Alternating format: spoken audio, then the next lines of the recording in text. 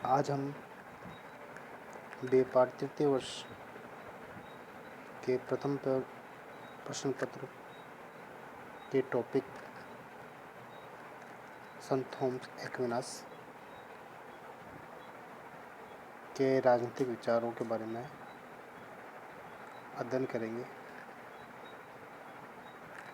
हमने पिछली क्लास में उसकी साम्यवादी विचारधारा के बारे में अध्ययन किया था, जिसमें हमने ये जाना था कि जो उसकी विचारधाराएं हैं उनमें साम्यवाद क्यों और किस प्रकार से है, जिसमें चर्च एवं राज्य के मध्य संबंध को बताया गया था। दूसरे पॉइंट में दोनों उद्देश्य परस्पर पूरक। तीसरे में सांसारिक विषयों में राज्य की आज्ञा का पालन।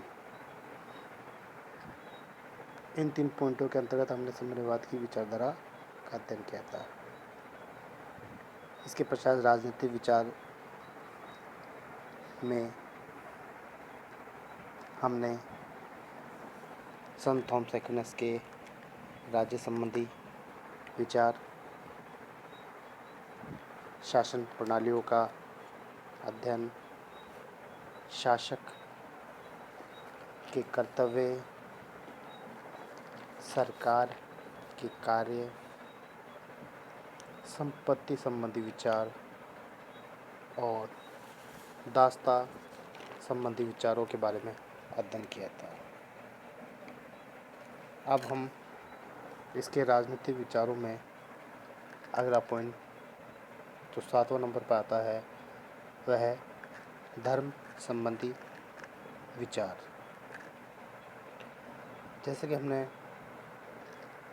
पिछली कक्षा में पढ़ा था कि संत थॉमस एक्विनास ने कहा था कि मनुष्य एक ही है और इसके उद्देश्य 2 हैं, एक सांसारिक और दूसरा आध्यात्मिक। सांसारिक के संबंध में उसने राज्य से संबंधित बताया और आध्यात्मिक के लिए चर्च। तो धर्म संबंधी विचार में भी इन्हीं बातों का समावेश है। वो कहता है कि ये दोनों व्यक्तियों के लिए लागू होता है। व्यक्ति का जीवन एक है परंतु उसके उद्देश्य 2। एक तरफ तो वो नागरिक है तो दूसरी तरफ ईसाई। अतः व्यक्ति दोनों में सामंजस्य की स्थापना करे, जिससे इनमें परस्पर संघर्ष ना हो।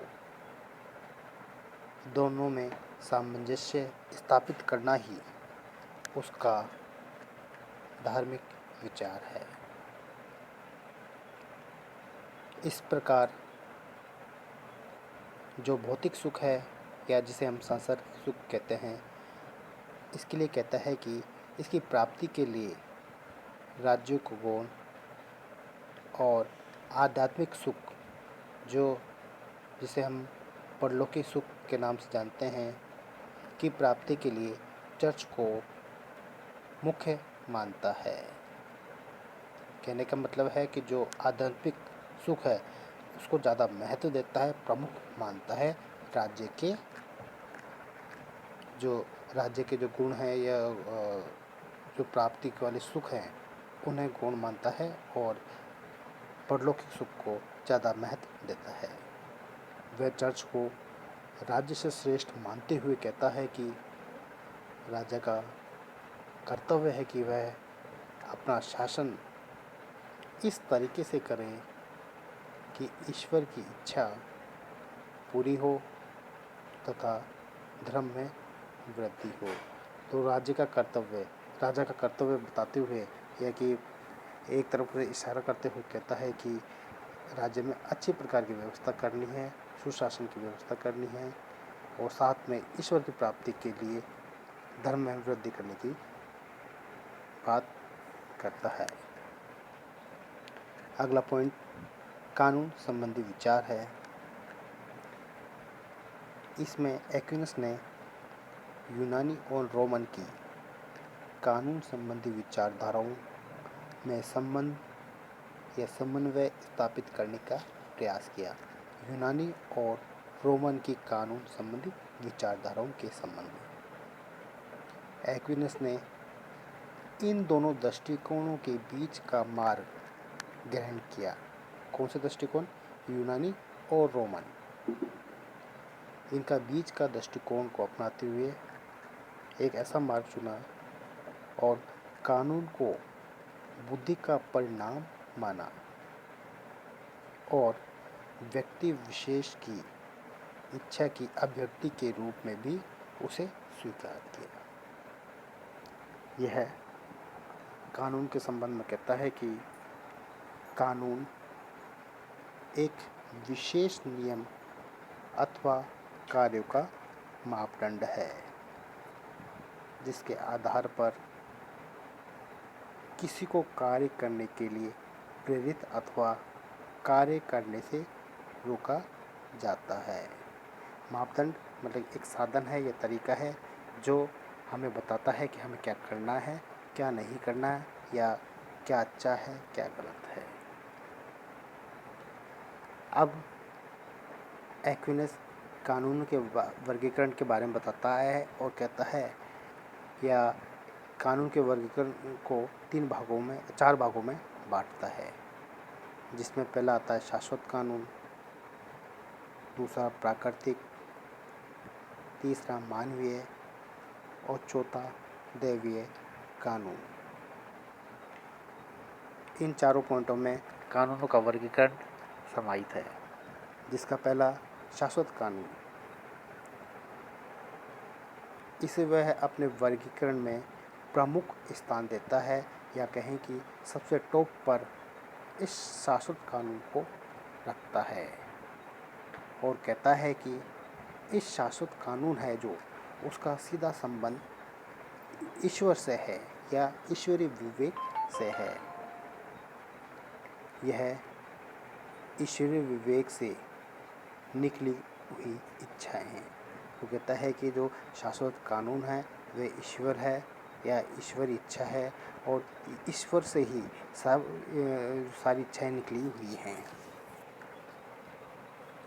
पूरा संसार इसी कानून से चलता है और इसके अधीन है कि जो हम पूरा संसार देखते हैं वो इसी कानून पर आधारित है और इसी के अनुसार पूरे ब्रह्मांड का या संसार का शासन चलता है।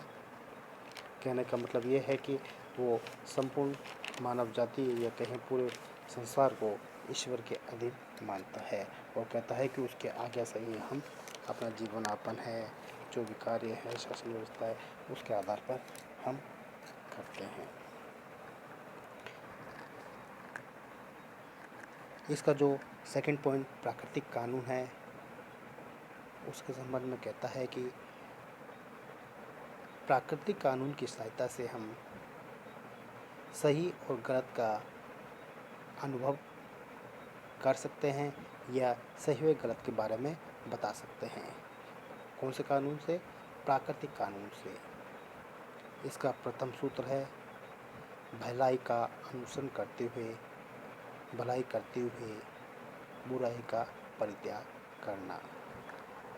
कहने का मतलब है कि ये कहता है कि जो प्राकृतिक कानून है उसका सीधा उद्देश्य केवल भलाई करना है। इस कानून की उत्पत्ति शाश्वत कानून से मानता है।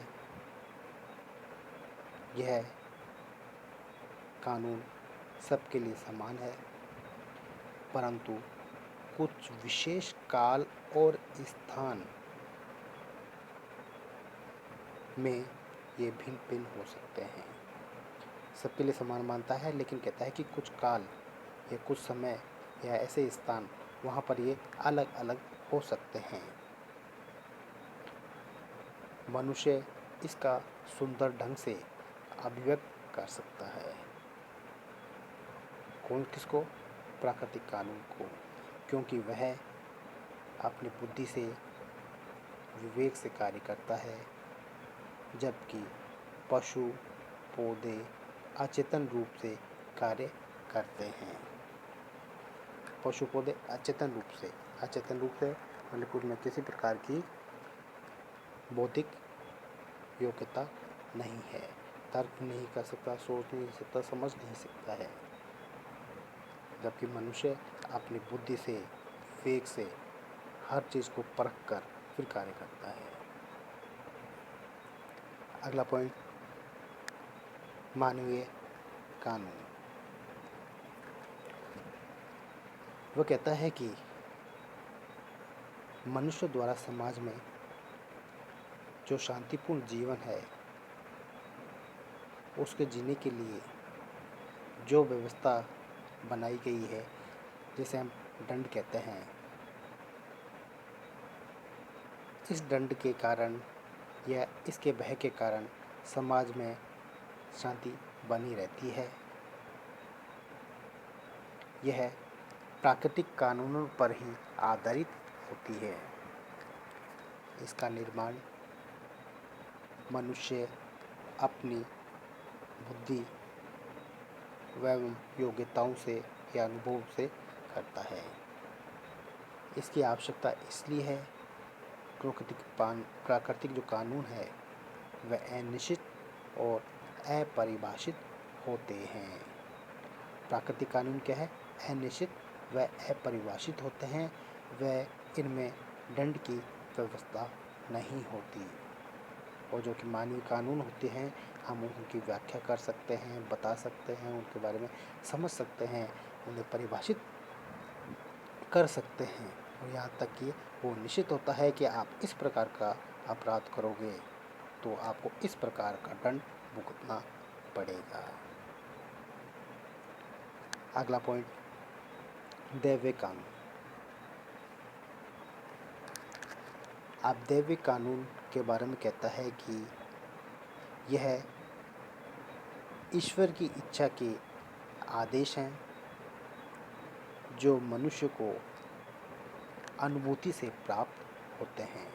किससे प्राप्त होते हैं? अपनी अनुभूति से प्राप्त होते हैं, जिसे ईसाई धर्म ने संसार के समक्ष प्रकट किया है तथा चर्च द्वारा इसका पालन किया जाता है, जिसका उद्देश्य मनुष्य को ईश्वरीय सत्ता की ओर ले जाना है। ईश्वरीय सत्ता मोक्ष की ओर, अर्थात मुक्ति के द्वार की ओर। ये कानून केवल धर्म को मानने वाले के लिए है। कहने का मतलब जो धर्म को मानता है वो ही इस कानून को मानता है, या वो उन्हीं के लिए या उन्हीं पर ये लागू हो जाते हैं, जबकि प्राकृतिक कानून सभी मनुष्य पर लागू होते हैं, क्योंकि जो ईश्वरीय भक्ति है, ईश्वरीय में आस्था रखेगा, या जो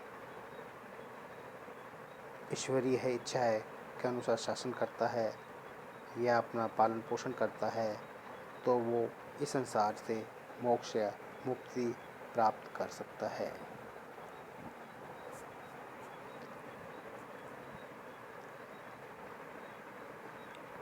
इन बिंदुओं के द्वारा हमने उसके समस्त राजनीतिक विचारों का अध्ययन किया, जिससे कह सकते हैं कि ये एक प्रकार का मध्य युग का अरस्तु है, जिसने एक ऐसे भवन का निर्माण किया जिसकी दीवारें अरस्तु के विचारों से मेल खाती हैं। इसके समस्त विचारधाराओं में समन्वयवाद की विचारधारा पाई जाती है। सामाजिक हो चाहे आध्यात्मिक हो, हर जगह समन्वय का सिद्धांत है। यह प्राचीन और मध्य युग का समन्वय है और आधुनिक युग का प्रारंभ। अतः हम कह सकते हैं कि जो एक्विनास है मध्य युग का अरस्तु है। इस प्रकार हमने आज एक्विनस के समस्त राजनीतिक विचारों के बारे में अध्ययन किया। इसके बाद अगला जो टॉपिक होगा उसमें हम आगे क्लास में चर्चा करेंगे।